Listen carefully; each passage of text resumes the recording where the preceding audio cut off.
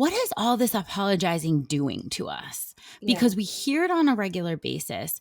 We are, constantly putting forth this language and hearing it for ourselves and also putting it out into the world to other people. And like, what is this? What effect is all of this apologizing having on us as people, our confidence, our self-esteem, our worth? Like, what is it doing?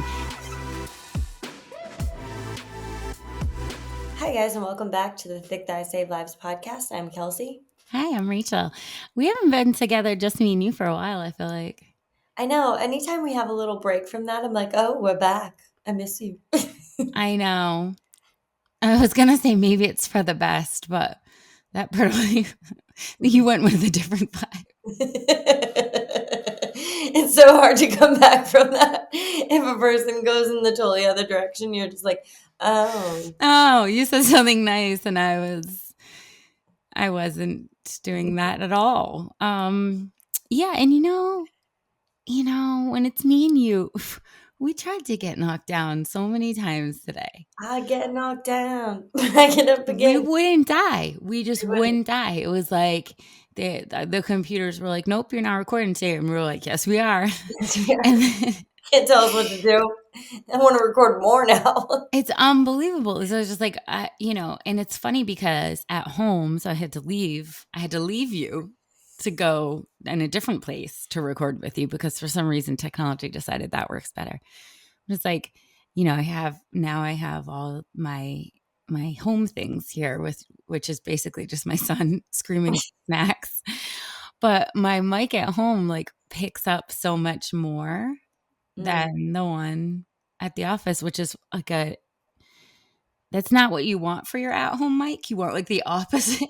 Yeah. that at-home mic is like, just pick me up and ignore the other stuff. The seagulls. Grizzly and the Lemmings. Dropping an entire carton of milk. Yeah. My son already has, during the time that we've been setting up, he has spilt an entire gallon of milk, and he has turned Grizzly and the Lemmings up to sound 100, where I had to go down and say, there's no reason for that to be that loud. You know what? Let's pause on how self-sufficient a little 5-year-old is. Right. Yeah. Because I'm all about the silver lining. I you can't didn't help clean it. up the milk. Nature. And he's getting himself a snack. And he spilled it, but it's okay. He's still getting himself a snack and turning up the volume how he wants to turn it up. Now he's calling me.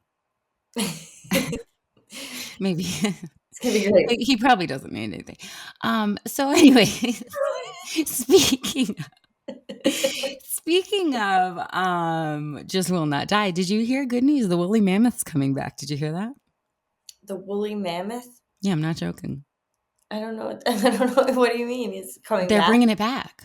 Oh. Like they have what they need. This is one of those stories where it's like I hate when you requires a lot of. You don't have anything like really. You don't have any facts. Like you don't really have like your bullet points like set, and you're like, well, the woolly mammoth's coming back.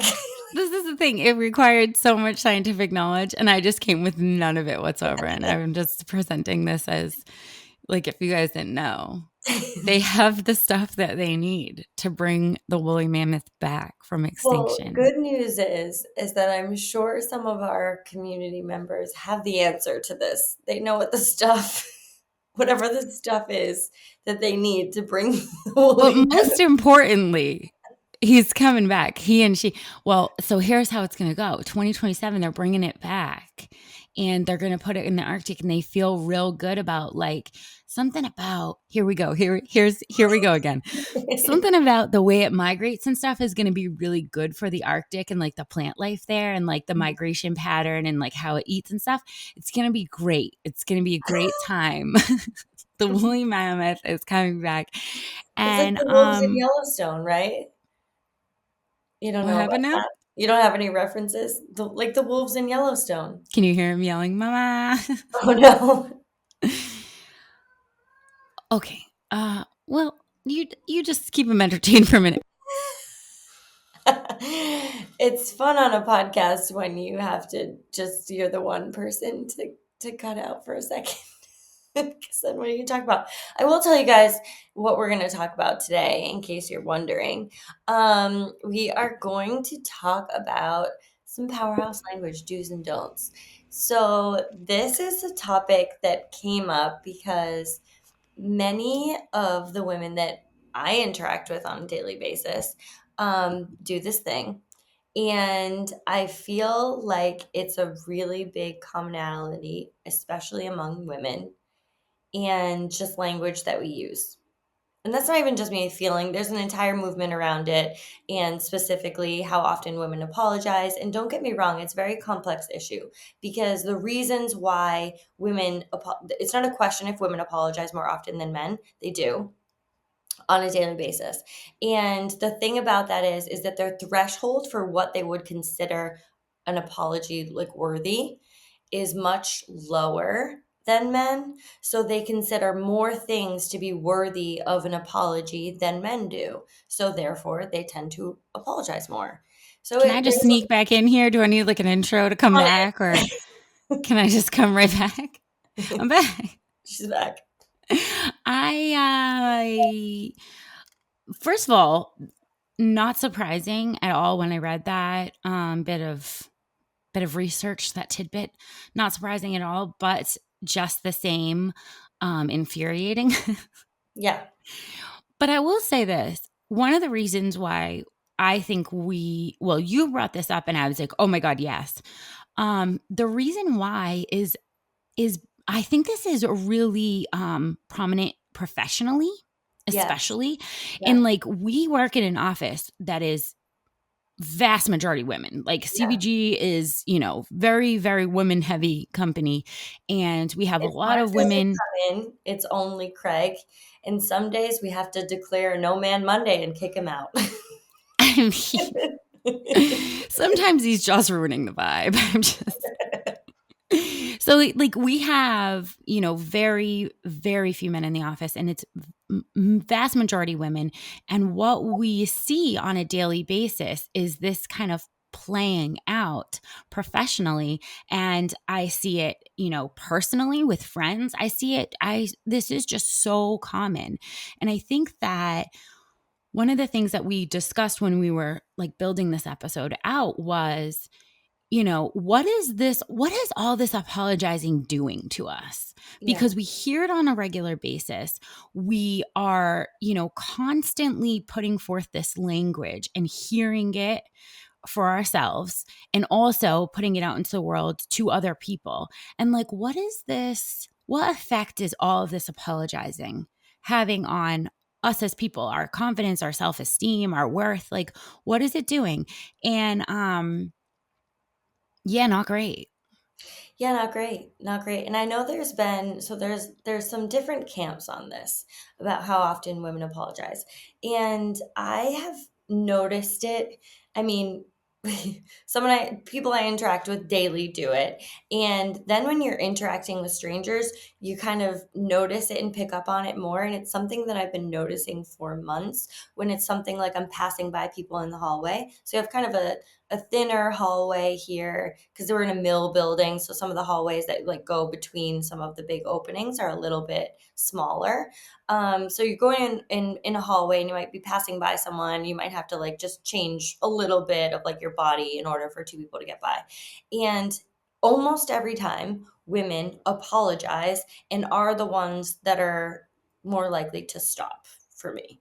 Like we're walking along our way. Oh, and like if we have to get by, it's like, sorry. And it's like, well, you're apologizing for your existence here. And I will tell you this, not one time I passed by many men in the hallway. Not one time has one of them apologized. Single time.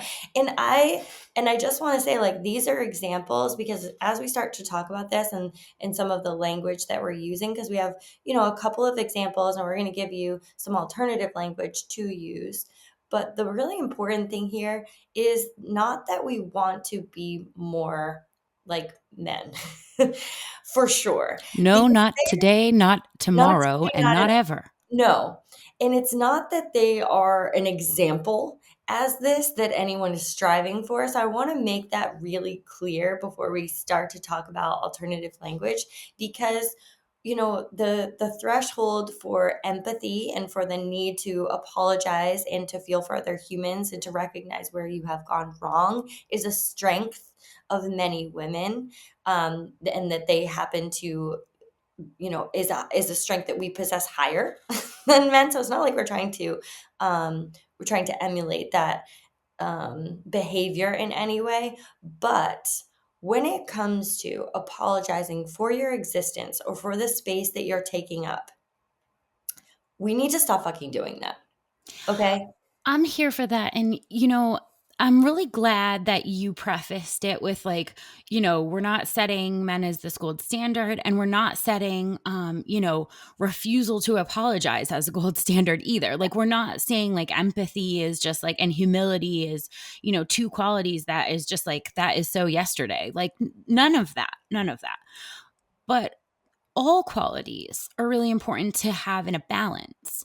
And what we see when we have women who are, or anyone really, but we just see it a little bit more statistically in women, is when they're apologizing, um, and an amount that's not even appropriate, Yes. and for things that are not appropriate for apologizing for, what we see follow that is a lack of confidence in all areas of their life.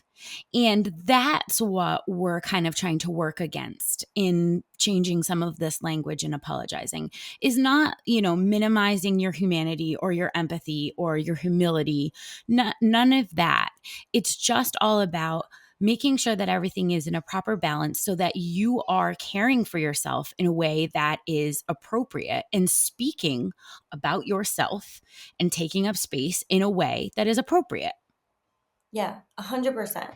So I do want to go into like a couple of the things to say instead, because I think like it can sound some of these are going to sound simple, but we really need to put language to the thing. So it's like, instead of saying like stop apologizing for completely unnecessary things like taking up space, walking in a hallway, trying to get by someone, like these things are not worthy of an apology, and they're just continuing to shrink us and feed the idea that you don't deserve to take up space and that you are less than, honestly.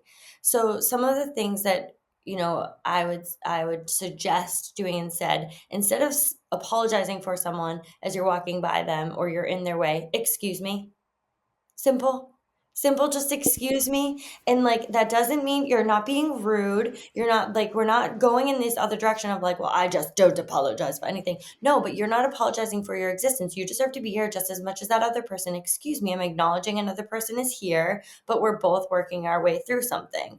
Or, if you hit someone like on the subway or, like anything like that, that normally you would think to apologize. And honestly, as we get into this, I would note for a lot of us listening is to even just recognize how many times a day you are apologizing and what are those circumstances. What are the circumstances that deem an apology for you on a daily basis? And do you feel that they are worthy of an apology? Honestly, that exercise in just bringing awareness to the behavior is sometimes the most eye-opening thing you can possibly do, is just noticing like, I'm going to notice today how many times I apologize and what I apologize for.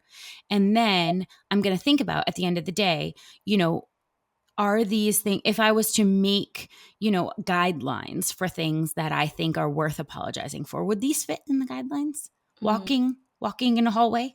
Is that, is that apology? Getting through a door at the same time as another person. Like this is what I mean. Like you're both exiting a door, and for some reason you're apologizing for your existence. Like Speaking at the same time as someone else? mhm. Again, excuse me suffices. You're not sorry for wanting to speak at the same time as another person also had a simultaneous thought, because neither one of you are more important than the other, and neither one of your thoughts or ideas are more important than the other. Um, one of the, I know where I started noticing this, and it was actually something that you had brought up. I don't know if you remember her name, but she is a very powerful, very successful woman CEO Mm. who was speaking about her language when she is coming into a meeting. And she talked about, how often she hears women specifically say, I'm sorry I'm late. I'm sorry I'm late, or I'm sorry. Opening the meeting with an apology. And there couldn't be a a statement that kind of commands less power than coming into something in which you're supposed to be, valued member of a team and sharing ideas and making decisions, and opening with that you're sorry for XYZ. So she recommended actually that, if you are ever late for anything, you're late for a Zoom call, you're late for a meeting, or you arrive, a couple minutes late at your child's school for a conference, it's not, I'm sorry I'm late. It's thank you for waiting. Mm, mhm. I felt like that was such an important change of language because you are still acknowledging that other people are counting on your existence there and they counted on you being there at the same time. But you're acknowledging them and saying, thank you for waiting, acknowledging what has happened, but not just apologizing for anything that's gone on before then. You know what I mean? Like it's just you acknowledge what has happened, thank you for waiting, and move on. Like it's a big change and one that we can easily implement. Another one that I had picked up on recently that was happening with a couple women that I was interacting with, and I tend to notice it when I'm in a larger meeting.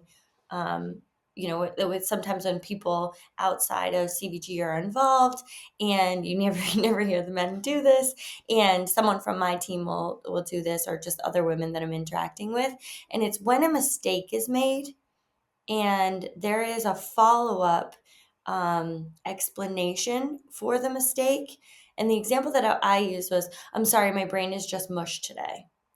And I heard this a couple different times with some small variations, but the premise there is I'm sorry that I in an explanation for why you are not intelligent, for why you are not showing signs of intelligence at this moment. And it's really just an explanation to put yourself down. And I wanted to really call attention to some of those things because I know that we do them on a daily basis. We often do them, we always do them with our accomplishments and give an explanation as to why. But I want to think for a second when you're giving an explanation, or when you make a mistake, try instead to just correct the mistake with, I meant this instead. No further explanation needed as to why you are dumb or unqualified. I mean, working every day so closely with a very large team of women and being, in a position where, I'm the owner of the company. So I think that sometimes it's difficult when you feel that someone is in a position of power and you've sort of made a mistake, and that there needs to be some immediate apologizing. Again, that hasn't been an issue for me with any men that have worked for CVG. Nope. They do not open with apologies, but I understand the feeling of, wanting to, I guess, make yourself more human and say, I'm so sorry that just slipped my mind. I haven't been, my creativity. Well, I heard this one yesterday. This, who says this? Mhm. She said, I'm so sorry for those, names that I sent you for potential podcasts. My creativity is just so bad this week. My brain is just not working. And I actually thought that her suggestions were extremely creative and wonderful and well thought out. And I hadn't even gotten a chance to say that before she was preemptively apologizing for something she thought I might not like. Mm. And that is next level when it comes to, I know that this is in general just insecurities kind of hanging out, but you are hearing those words though go in, right? So when you're saying them and you're thinking that they're harmless and meaningless, oh, my brain is just mush, or my creativity is trash, or all of this, this harmful language. You think these are throwaway comments, but your brain is hearing all of those things. Mm-hmm. And when we set these stories for ourselves, where on a Monday we say, "This week my brain is mush," um, that's kind of a self-fulfilling prophecy.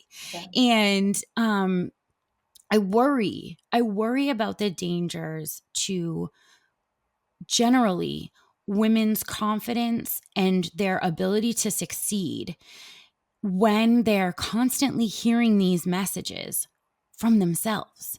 And we talk all about, positive self-talk and being cognizant of your self-talk, like watching it and like making sure that, these aren't things that if these aren't things that you would say about your best friend, they're not things that you say about yourself, right? So I wonder if, the apologizing could go along with that. I'm sorry, XY, I'm stupid because XYZ. Would you say that about a friend? Because if not, quick interruption. Merry to all of you who might be celebrating Christmas Eve tonight, and we have a gift for you. We have a gift just for you. Just for you guys listening in. I know that this might be a busy time of year, but some of your favorites are back, and we have some discounts for you because we want to give you a gift this holiday season. They are absolute previous fan favorites. We got Sherpas in there. We got Buffalo Plaid Fleece lined. We've got Henleys. These are some of our most loved products. Super great for cozy season, and they're going to be discounted today for our gift to you. So enjoy our gift. Go to constantlyvariedgear.com, get your discounts, and have a very merry night. Yeah, 100%. I mean, we know the effects that what you are speaking into existence on a daily basis have on your confidence, on the way that you feel about yourself and the way that you talk about yourself. We know that that has a profound effect on how you interact, how you think about yourself, and then therefore how you interact with the rest of the world. So we know that. So knowing that going in and then doing things like, speaking badly about yourself, making excuses as to why you are, not smart or intelligent or deserving, or apologizing for taking up space. And then looking back and saying like, well, why don't I have this type of confidence? Or why don't I go for some of the things? Or why don't I feel confident enough to speak in a room, or like to speak about this subject, or things like that, where like we know that you're not going to develop that confidence if we don't eliminate some of this harmful language that is just constantly in the background, just tearing you down little by little. With every time that you call yourself, unintelligent, smart, not deserving, any of those things, with any of these small excuses, it's just chipping away at that confidence and that ability to go for the things that you want and to feel deserving to take up space. And whether that's deserving to take up space in the gym, or in a meeting room, in a freaking hallway, in your life, in your own life, taking up space in your own life in a conversation. And it's just like women have, it's not a secret that women have struggled with this type of confidence. I even had a sticker that I put on my coffee cup that was like, carry yourself with the confidence of a mediocre white man, because if you could just get there, then you would be crushing it. And I just see so much potential in so many women around me that are undermining themselves with the way they speak about themselves and the way they preface the things that they're about to say, or the way they follow up the things that they have said, whether it's an accomplishment or, just a mistake. Like, you already know you've made a mistake. Why then call yourself dumb? It's a weird thing when I've asked people, really close women to me, like, why, what is the purpose of the apologizing? And I've done it too at certain points in my life. especially at times professionally where I felt like I was low on the totem pole, or, I wasn't as experienced or as old as, some of the other teachers that I was working with. Um, when I think back to the reasons why a lot of women do this, it's going to sound weird, but a lot of the reason that I over apologized was because I was trying to make other people feel more comfortable. Mm. Mm-hmm. And to think, even for 1 second, that my idea of making someone feel comfortable and wanted and confident in a room was to tear myself down so that they could feel bigger Yeah. is frightening. And it's also a learned behavior.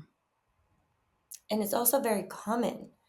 And I think it's one of those things too where, like, you said, the example that you used, about someone that we know saying like, well, I'm just not creative today, and it's not even in response to, well, those suggestions sucked. It was an anticipation of potential failure, quote unquote failure. And I think that I just want to call out, if you're someone who does that, there is a strength in what you're doing there, because you are probably a very intuitive person and you have feelers out for what other people are doing and for how they're going to react and how they're feeling. And that is a tremendous strength that a lot of people who do this other, the flip side of that, who do this other thing, that is a tremendous strength that you have, that you are a person who is feeling out the room and feeling what other people are doing, and being aware of another person, and that is going to take you far in a lot of ways.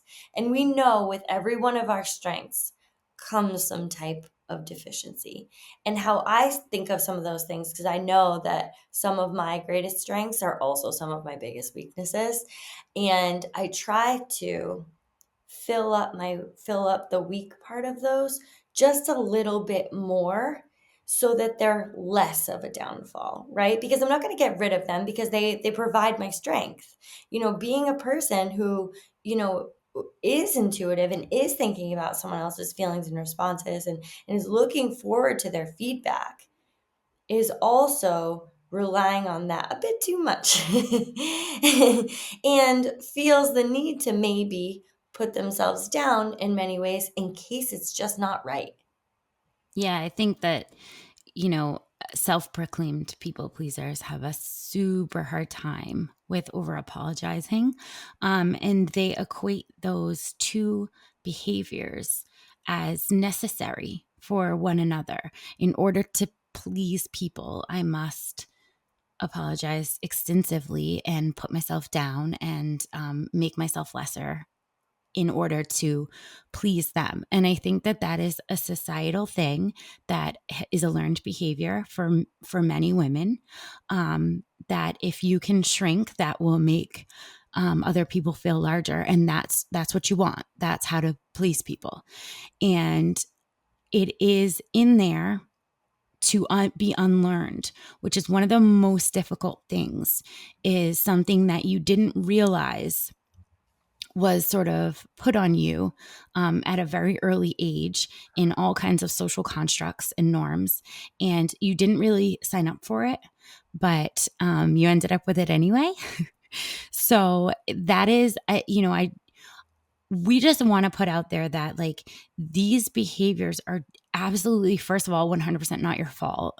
Mhm. Also, they are not something that you can change overnight. But if you are willing to put in the work to see the value in not putting out that language for yourself to hear constantly, if you can see that value, and if you can provide the skills, like in the, people pleasers get sort of like a dopamine hit when they feel that they've pleased someone. So it is giving them something.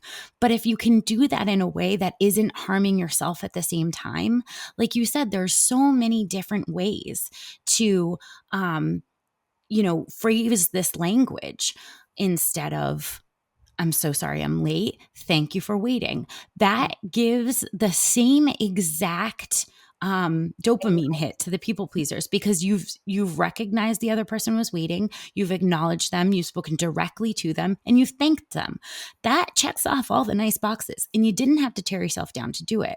And I'm really, I really want everyone to just first step is just take a look at the amount of times per day that you might be saying, I'm sorry, blank, Mm.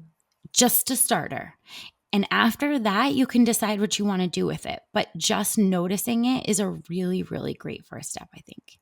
Yeah, no, I love that. And I love that you brought up that, the reasons why, we do some of those things and what they might sound like. And the other thing that I wanted to bring up was like, stop with the phrases that indicate you are defective and broken or broken in some way.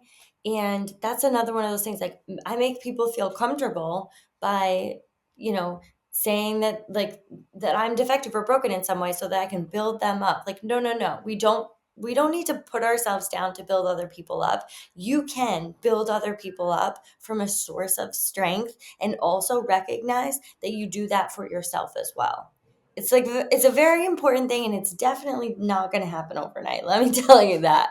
It's not going to happen overnight. It's one of those things where you're going to try some things out, you're going to make some mistakes. You're going to be like, I tried that out. That wasn't quite right for me. It didn't feel totally right. But I would suggest that even when some of those things feel a little bit uncomfortable, lean into them a little bit more because you know the things that you don't want, right? Like you don't want to continue tearing yourself down. You don't want to continue harming your confidence. So, what are you going to do instead? Because you are the only person in the driver's seat for that. And the last one that I did want to talk about too is the follow up statements to some of your accomplishments, the but after all of those. And I notice a lot of women do them. So I'm just going to give you examples. I'm a runner, but I'm not very fast and I've never run a marathon or anything. None of that, none of that was needed as to why you run, but not really though, because like I have these other things, and like I do CrossFit, but I'm not very good. I haven't gone to the games or anything. I can't. I don't even have pull ups. I've had people say this to me, like I lift weights, but not very heavy. There's so many other people that are stronger than me. Like these things, like there is no need to quantify. There is no need to give an explanation as to why you're not the thing that you're saying that you are. And the opposite to that is not being the most arrogant person in the room. I think that, we're throwing Yeah. those things in as a means to avoid arrogance. Yeah, I'm a runner.